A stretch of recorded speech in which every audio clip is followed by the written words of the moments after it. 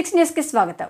ముస్లింల అభివృద్ధికి కనీస అవసరాలకు సహకరించండి. కొత్తగూడెం శాసనసభ్యులు కూనంనేని సాంబశివరావును శుక్రవారం వారి క్యాంపు కార్యాలయంలో రాష్ట్ర మైనార్టీ నాయకులు ఉర్దూ ఘర్ అధ్యక్షులు నయీం ఖురేషీ ఆధ్వర్యంలో ఉర్దూ ఘర్ కమిటీ సభ్యులు కలిసి ఉర్దూ ఘర్ మరమ్మతులు రినోవేషన్ కొరకు 20 లక్షల నిధులను కేటాయించాలని వినతి పత్రం అందించారు.